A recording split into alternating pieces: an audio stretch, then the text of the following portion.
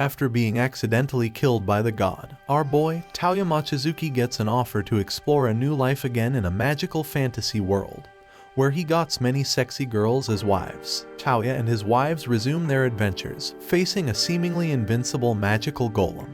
Touya decides to use Gate, one of his most powerful and efficient spells. He explains to the waifus that the golems were teleported to more than 10,000 meters, and shows him on his phone the exact place where they will fall. The waifus take advantage of the golem's fragility and defeat them using magic, collecting the items they dropped and completing the mission. After this, Touya and the group meet the other waifus at the mansion, so they cheerfully welcome them and prepare the bath for them. Touya explains to them that they are now first-class adventurers thanks to what they have achieved. At that moment, he remembers that he has forgotten Seska on the battlefield. Later, the waifu returns to the mansion and makes ironic comments about Touya's behavior, but seeing that he is truly sorry, she jokes that she will forgive him only if he wears the clothes she bought him. The talk is interrupted when Touya receives a call from God on his cell phone, so he goes to a meeting.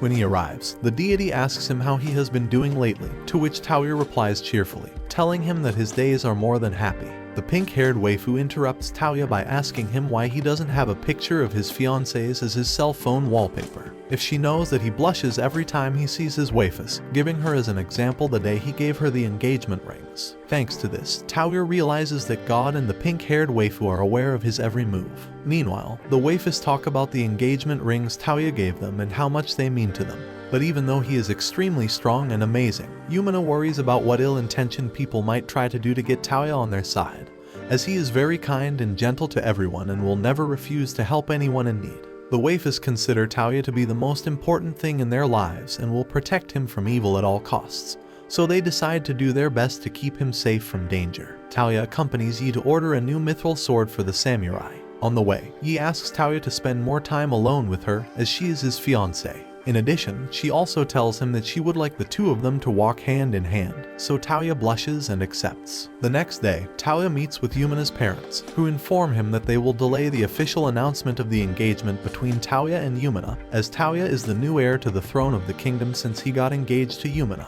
Before taking his leave, the king jokes with Touya that he doesn't want to wait too long before meeting his grandchildren. But since Touya has no interest in having children with a girl, he goes to the inn of one of his friends in town and asks them how business is going. Seeing that everything is static as usual, he notices that the inn lacks innovative things, so he takes his cell phone and starts using his powers to spawn new and attractive things for tourists. In this way, the inn starts to be a success again thanks to the hot springs that Touya placed in the back. Meanwhile, Yuma asks the other waifus what was the exact moment they noticed they were in love with Touya, so each one starts to remember. However, although they all have different stories with Touya, they conclude that they love him for the same reason, his kindness and bravery. Lean bursts into the men's room to announce to Touya that he has found the ruins of Babylon, the place they had talked about days before. The whole group heads for the ruins aboard the floating garden commanded by Seska, while Lean gives him the coordinates. On the way, they see a group of people in a dangerous situation, so Touya does not hesitate for a second to help them.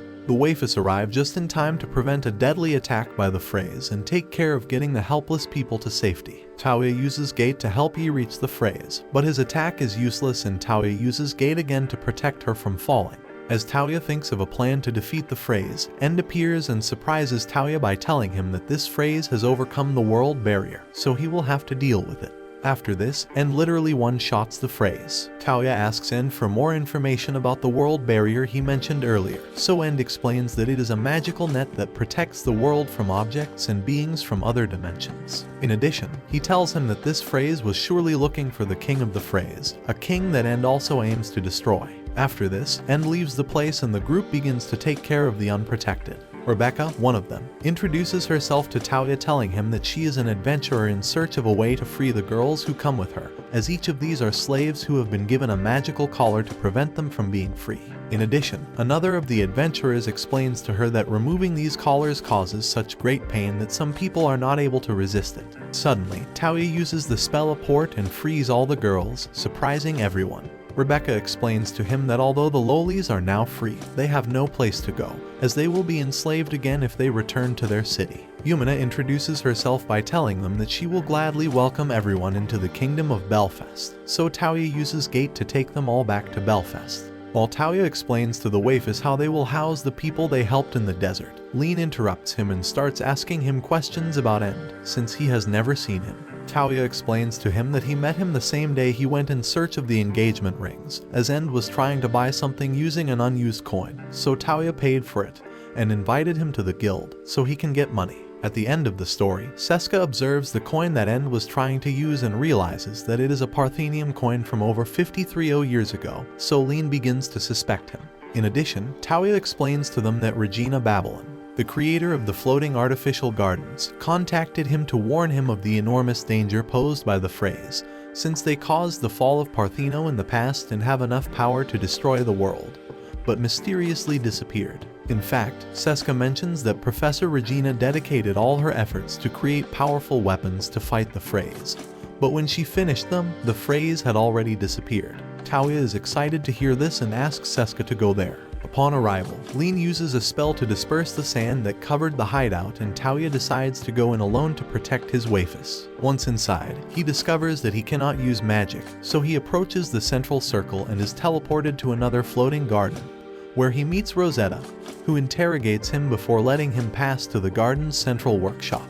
Touya must guess the color of one of Rosetta's garments, and that garment is obviously one that is out of sight, so he must use all his wits to figure it out. Finally, he manages to pass the interrogation and gains access to the workshop.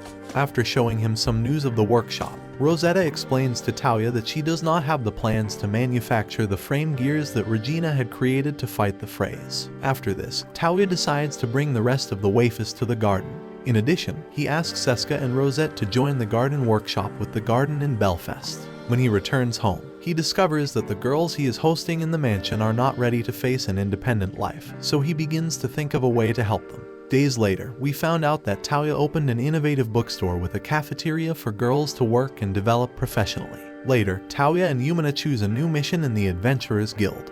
But Prim, the receptionist, asks Touya to please buy the novel series The Order of the Rose, so Touya accepts. Then, Yumina explains to Touya that these books are written by the Princess of the Kingdom Refreeze, who cannot use her real name to publish her works due to the strict laws of the nobility. Finally, Touya heads to one of Refreeze's bookstores to buy several of the books that the other guild receptionists have ordered for him.